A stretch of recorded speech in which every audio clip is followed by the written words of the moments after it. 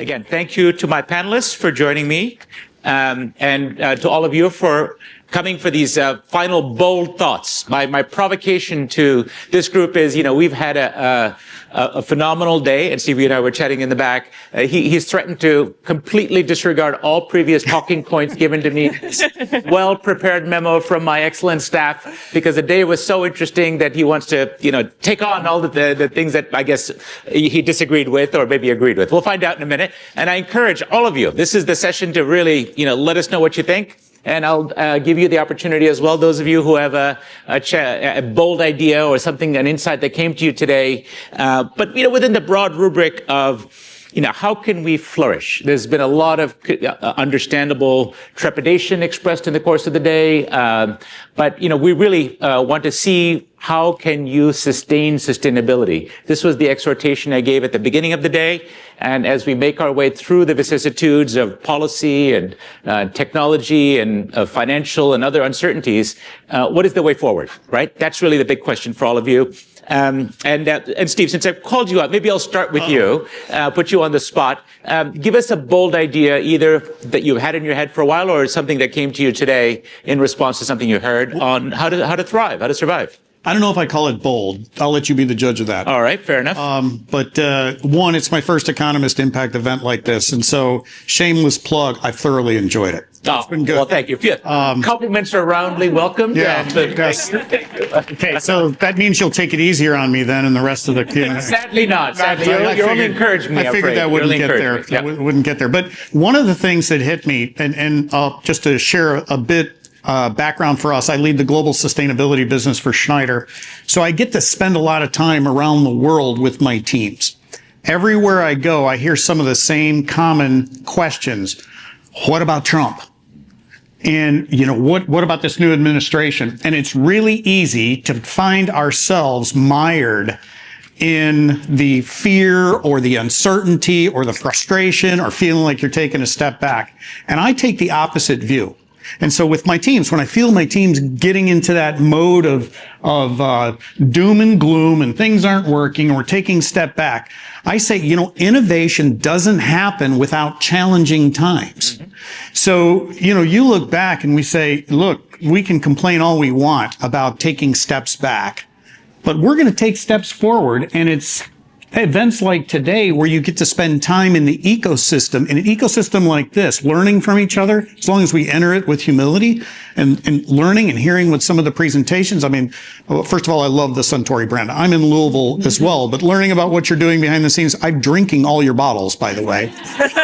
And if you came to my basement. Right now? Yes. If you came to my basement, that would be validated. Okay. So my supply chain, you could increase the recycling though. But anyway, lost my train of thought. I think learning from these ecosystems like this is a great way to elevate. And when we think about the theme of how do companies succeed in turbulent times, one is benefit from the ecosystem. The second piece is take action.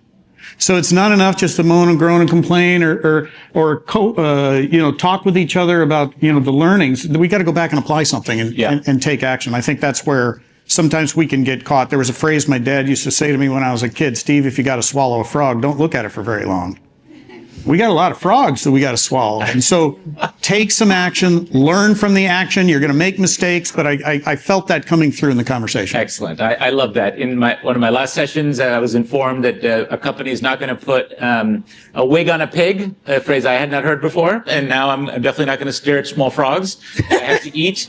Now, let's move on and see what other animal metaphors we can come up with here. Olga, let's come to you. You make a speedy and very attractive car. It used to be that if you wanted to do something good for the environment, you had to wear a scratchy and comfortable sweater and turn down the thermostat. And you have a different concept at your company. So again, bring us a little bit into the future with what you're doing at Lucid. Yeah, awesome. Well, thank you so much. And thank you guys all for being here, honestly. I mean, I echo so much of what you said. These moments of being here today and continuing to drive progress forward is so powerful. And being here together just means so much. So at Lucid Motors, we are an electric car company, and our mission is to create exceptional experiences to drive the world forward. In other words, we make a really fun car. So we are a pure EV company, but, when I talk about our car, we are, well, I'm going to sound like a car commercial for a second, so just bear with me though.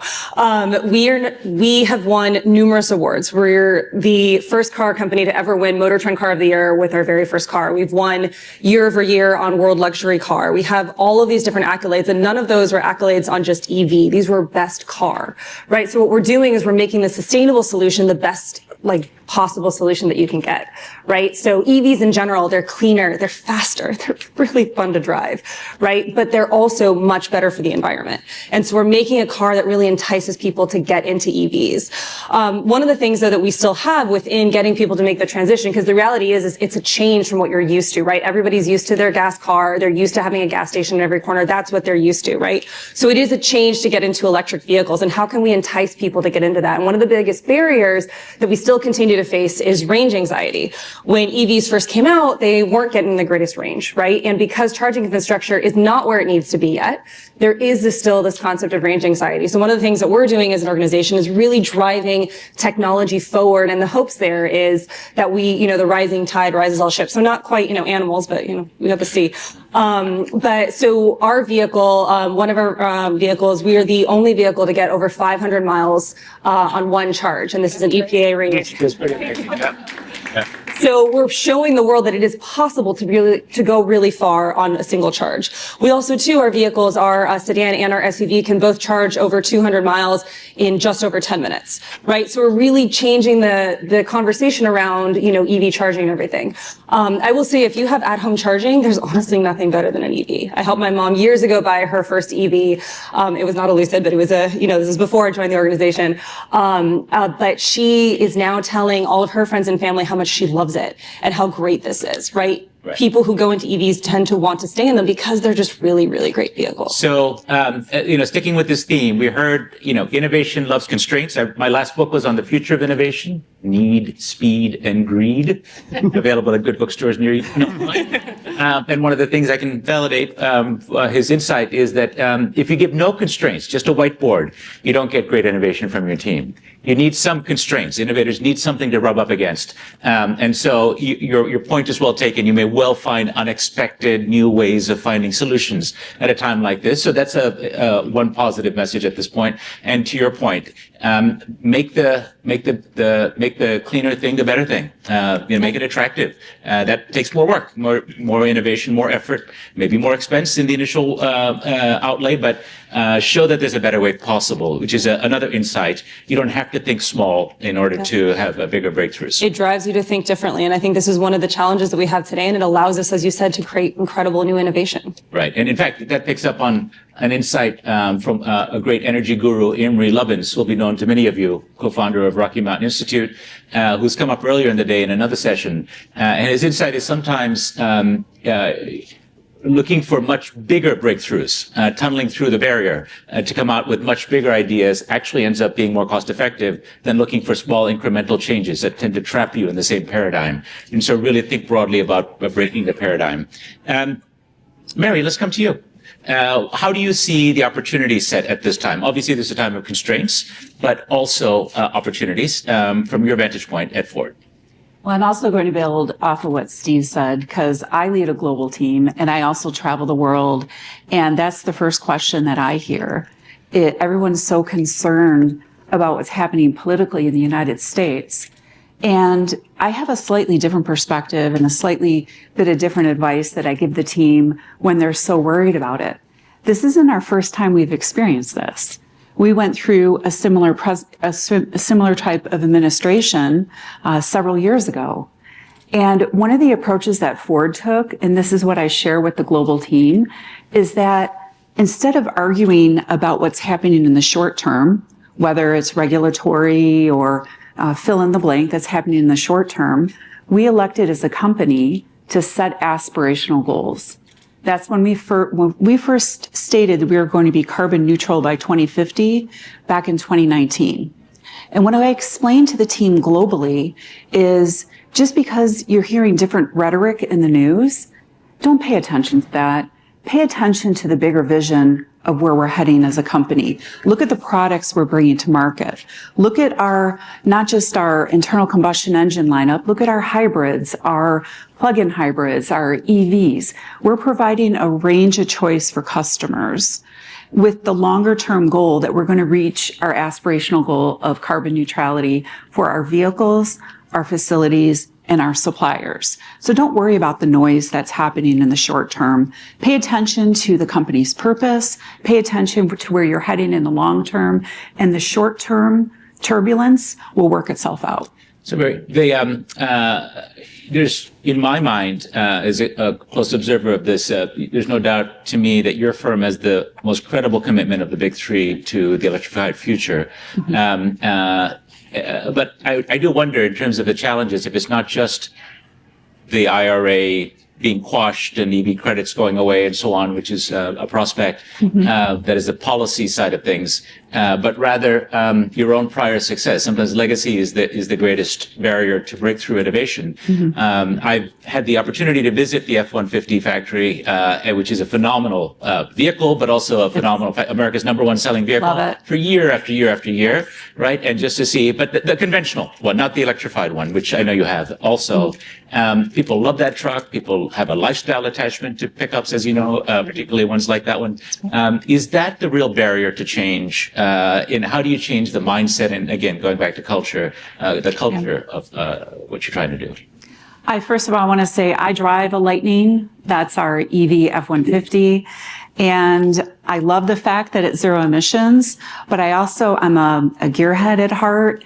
It goes from 0 to 60 in 4.2 seconds. I absolutely love that. And yes, my kids have done that. I won't say how many times, but it's a great vehicle to drive. So I think we have to really look at the bigger play here. And yes, there's lots of concerns with reconciliation, with IRA, with everything tied to that. But we feel like we have been around 122 years. We know how to build vehicles. We have a lot of credibility on the Hill. In fact, we bring some of our most credible folks on the Hill with us to talk about why these items are so important. We bring our plant managers. You talked about where we build the F-150. It's at our beloved Rouge facility. And we brought our plant manager there to talk about how this impacts the lives of the people at the plant, the people in the community, and how we want to continue to build these great products that people love. And by the way, I saw a hot pink Lucid vehicle on my way over, which is absolutely lovely too. Customers want them, and they want incentives. They also want incentives to purchase them. So we're working really hard to make sure we keep these incentives to help us build all these great vehicles in the United States, but we're also providing incentives to the customers. We now have a program. If you purchase a new vehicle, you get a new charger and free installation. So breaking down some of the barriers of range anxiety, of where to charge, how to charge, I think if you make it easier for the customers, and I think adoption will definitely increase. Great. Okay. And finally, Marina, we've had executives traveling the world producing fast vehicles, but they still need to put their stuff in something, and you make that something. You make the suitcases that everyone is taking in their electrified vehicles and airplanes, no doubt. Can you tell us how? And unlike the very fancy vehicles that cost an arm and a leg, maybe rightly so, you make affordable products that any ordinary person can pick up on the street corner and travel with, as well as some nicer ones. What do you think about the opportunity here? And is it a question of supply chain? Is it a question of materials? Is it a circular economy? What's relevant for you, and where's the breakthrough opportunity for you? Yeah, I mean, I think overall, turbulent times, yes, for sure. I think as a multinational company, there's just really, all these markets, all these influences, it's not just limited to federal policy in the US, right? So I think that is the first thing. And I think we learned, you referenced the first administration, we've seen that there's been still a lot of progress made, right? So we saw a lot of private sector companies step up. We saw a lot of cities step up. We saw internationally still a lot of progress being made. So I think, to me, it's not just about that situation, but there's just so many drivers. If we think about what the opportunity is right now, really coming back to who we are, right? Staying the course. Why have we done this in the first place? Like, we believe in what we do, and so we continue to do that. So if we think about what does sustainable luggage actually mean to consumers, what does it mean from our perspective? Durability, repair, and more sustainable materials. And so durability and repair is really, consumers don't necessarily even think about that in a sustainability related way. It's just when you ask consumers, what are you looking for when you buy a more sustainable bag? Or when you buy a bag, they say durability, top choice driver overall. Sure. So for us, I think it's more about making sure we're staying the course. We continue to do what we've been doing for over 115 years, what we've really figured out how to do well as the largest player in that industry. And with that, through the partnerships with our suppliers, really helping to shift how that happens. Like durability, repair, I think in particular on the more sustainable material side, making sure we help build new supply up. Right. You need to support your vendors with financing or technical know-how. Oftentimes, if you go up tier 1, tier 2, tier 3, further you go, the margins are very slim. Companies may be smaller. They may not have access to credit the way that you do as a multinational. How much help do you give them to help you become greener? It's really a lot of the suppliers we work with. We have decade-long partnerships. So it's not necessarily just about giving credit or something like that. It's really about knowing we're in there, like we're a reliable partner, we're in there for the long run. You can count on us, we can count on them. And they really understand what we're trying to achieve and why. And just last year in fall, when I was traveling with our CEO in China, visiting suppliers, visiting new recycled aluminum suppliers, we're now expanding a lot more into recycled aluminum as well. It's just really exciting to see how excited our suppliers are to help us together get further along on the journey. So it's really making sure they understand the demand is there, the demand is going to be there. It's really important to us. And then, that paired with sort of our size, paired with the innovation capabilities that we have internally, that really helps drive change in the industry. You had mentioned repair in passing. Obviously, with complicated things like electronics, the right of repair is actually a contentious issue. In Europe, it's mandated, and big companies fight it here, of course, because they like planned obsolescence or they want to keep their IP. There's lots of reasons why they give. How does it relate to luggage? I think it's interesting. If you think about investing in a luggage piece, right? I mean, we offer a lot of different price points. You can buy a Tumi product, you can buy a Samsonite product, you can buy an American Tourister product or a High Sierra product. So whatever you're looking for, we provide a high quality, good option for you amongst the competitive set of peers. And so I think oftentimes when you buy a car, you think about, hey, that's something I might want to use for a number of years. It's normal to me to have it be serviced once a year, to, pay for a new set of wheels. For luggage, that's not really the mindset of the consumer. They expect to buy it and then to just work for as long as they want. So part of it is also shifting sort of the idea of, hey, this is an investment. It's not just a consumable. It's an investment piece. So you really want to make sure they understand, hey, we're here for you. This is something we can help you with. And then I think the challenge is, of course, figuring out the logistics of the repair, right? The customer needs to know about it. It's a relatively large product, so you actually need to get it to a place where it can be repaired. There's certain costs involved with that. Yeah. And or what we increasingly do is trying to send repair parts to the customer instead. So if your wheel is broken, we send you the wheel instead of you sending us the suitcase, and we send you the suitcase back. So we give you a video of how to do it. Like our newest models, you just need a pen, you take the wheel off, put the new one on, and you're good to go. So really sort of thinking about how can our innovation really help move the needle there and make those things more accessible and easier. Even though in the short term it may cannibalize purchase. Yeah, people may not be buying the next Samsonite quite as soon, then maybe they'll have greater brand loyalty, presumably. I think I would argue that if they think it's not repairable, maybe they would at some point switch to another brand, right? So I think ultimately it's good for the brand to make sure they understand we're there for them in the long term. Yeah. They have a good experience with us. We're not necessarily the brand where they're on the trip and they get stranded with their luggage. So to my challenge to my panelists, we've on sort of how to keep a sense of optimism and make progress. We've heard think small, think big, think global, think to the future. In other words, rise above the immediate moment and think beyond the immediate circumstance. And as leaders in organizations, that's how you help move that paradigm, from maybe a suboptimal plateau to think about the next hill that your organization can climb. I want to open it up for any questions. I see there's a quick hand in the corner. And again, in the spirit of the day, please make it a good challenge question for our experts on stage.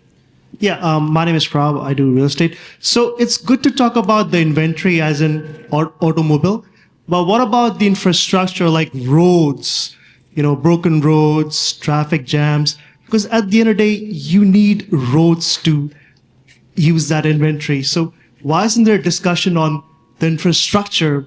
Why only just inventory as in the cars? Why aren't you inventing flying cars, you two? That would solve this gentleman's problem. I hope so. So I think so infrastructure is really important. And infrastructure, it's complicated too. There's not one group that owns the infrastructure. It can be owned by your city. And I'm talking here in the United States, it can be owned by the county, it can be owned and managed by the state, and then in some areas by the federal. So you're asking a loaded question, if you will, because there's not one owner that owns the infrastructure. But I do agree that infrastructure is so critical. I talked earlier about how I drive an F-150. I have a home charger. But what I found before I got that home charger installed is I struggled. I live by Ann Arbor, Michigan, and you would think there's a lot of charging stations in the area, but there really aren't. So infrastructure has to come along lockstep. And I'm not talking road infrastructure. I'm talking specifically charging infrastructure. As soon as customers see charging stations everywhere they go, the one I personally go to is the one right at Target. My half-hour trip to Target can charge up my my Lightning almost 90%. Are you trying to sneak in a couple of animal references? As the chicken and egg, is that where you're going with this? An animal, but I held off. Thank you. I saw what you're doing there. So infrastructure is critical to the bigger picture. I know you talked about road infrastructure, but I'm talking about the charging infrastructure with respect to our panel. I don't know if you want to add anything. Another quick question. We just have a couple of minutes before we wind up. There's a gentleman near the front. If we can get a microphone here. Sprinting at the end of the day. Hi, my name is Ethan. I work at the Vanderbilt Private Climate Governance Lab, and we do a lot of work on kind of identity and the way that people are thinking about sustainability. And so one of the things that we found is that one's identity can shape the way that they think about their retail and consumption choices, as well as education can influence that. So what do you think of your sort of corporate responsibility is to consumers and to society to be shaping the narrative around sustainability and around flourishing in climate turbulence, if you will? Right. Good, big question, big meaty question. Who wants to take it on? I can take on a part of it, but education is such an important thing. And I talk specifically within the EV space. There's so much education that is still needed there, right? We continue to talk about infrastructure needs. And I think also too, people need to understand this is something totally new. And so they need to understand what this transition looks like to be able to be and to step into the unknown, right? And I think kind of that point too is, we are stepping into the unknown as a society, right? Like with climate change, the world is changing. I live in Los Angeles and I watched my city burn down earlier this year. And that was so devastating and so hard, right? And I think in that moment, it was also really beautiful to see the city come together and everybody I knew texting each other, hey, do you need a place to go? Like, my home is open, whatever you need, I got you, right? And I think it's as a society coming together, that community, events like this where we can talk with one another and see the progress going forward. I think that is just so key to continuing to drive us forward. I would just add, at Schneider, it's not a short-term play. This isn't new. This is a couple decades old. It started with our Planet and Society barometer 20 plus years ago. So I think as leaders, what we have to wrestle with is how do we embed it in the DNA of the company if you truly believe in it?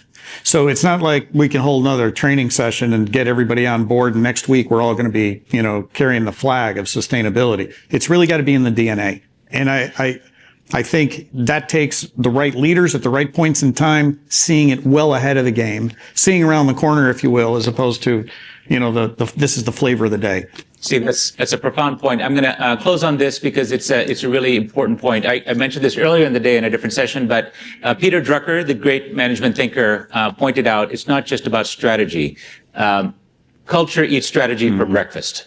And so it really is embedding the values of your organization deeply in the culture as you're doing it over at Schneider, voted the most sustainable company in the world, I'm informed. Thank you for that plug. Yeah, exactly. Well, just remember, there's nowhere to go but down. So we're gonna hold you to it. Trust me, I'm paid to be paranoid. There you go. So that's exactly. So the culture matters. And as we go forward, think about the culture and how to maintain the things that are important in your organization and how to push that forward. With that, please give my panelists a wonderful round of applause for their contributions.